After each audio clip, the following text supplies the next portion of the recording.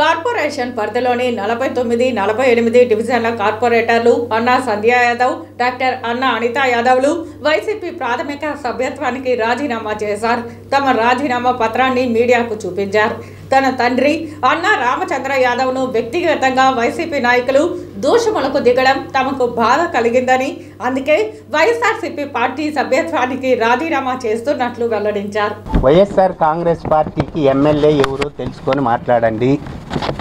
ఆయన పర్మిషన్ లేకుండా ఎవరంటే వాళ్ళు వచ్చి ఏదంటే అది మాట్లాడతారంటే ఆ పార్టీ చేతగానితనం ఆయన చేతగానితనం కాదా అని అడుగుతున్నాను నేను. ఎవరంటే వాళ్ళు, ఆయన మాట్లాడలేదు, బాగానే ఉంది, నువ్వు అడుగుతున్నావు. వాళ్ళ పార్టీలో ఉన్నటువంటి వాళ్ళని పంపించి నా మీద కామెంట్ చేయాల్సినటువంటి లెటర్ కాదే ఇది. ఈ లెటర్ని నిన్న మీరు ఉన్నారు, చదివినారు. దీంట్లో నేను ఎక్కడైనా పార్టీని విమర్శ చేసినట్టు ఉండేట్టుంటే మాట్లాడడం తప్పు కాదు. నేననేది వాళ్ళకి సమాధానమే అండి ఇది. ఇక్కడ మాట్లాడారు, వాళ్ళ క్లారిటీ లేదు కదా మధ్యలో.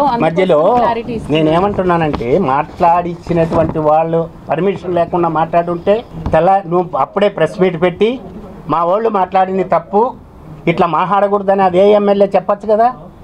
ఆయనకే కాదు కదా, ఆత్మగౌరవం మాకు కూడా ఉంది కదా. మేము పేదోళ్ళైనా మాకు ఉంది కదా. మేము కూడా తినేది అన్నమే కదా. మాకు సొసైటీలో ఒక విలువ ఉందనే కదా, లేకుండా ఏమి లేదు కదా. 10 మందిలో నాకు ఒక పలుకుబడి ఉంది కదా. నా తమ్ముడు సర్పంచి 2 టర్మ్స్ చేశాడు కదా. 1 సంవత్సరం 5 ఏళ్ళు నా మరదలు చేసింది కదా. నా కూతుర్లు 2 కార్పొరేటర్లు కదా. నేను మార్కెట్ కమిటీ చైర్మన్ చేశాను కదా. తెలుగుదేశం పార్టీలో జిల్లా కార్యవర్గ సభ్యుడిగా కూడా పనిచేశాను కదా. మరి నువ్వెందుకు ఇవ్వలేదు?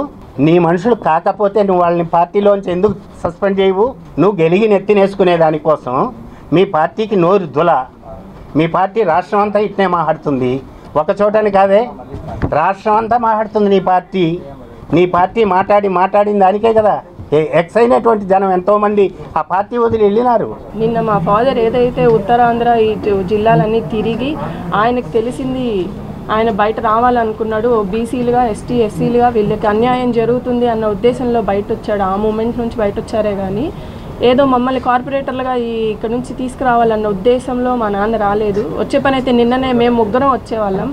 ఏదైతే నిన్న మాట్లాడారో దానికి మన పార్టీ వాళ్ళు ఎవరు కానీ మంచిగా బయట వచ్చి ఓకే అన్న వచ్చాడే కానీ అన్న పిల్లలు బయట రాలేదు, పార్టీలోనే ఉన్నారన్న ఒక మినిమం కామన్ పాయింట్ మర్చిపోయి మాట్లాడారు.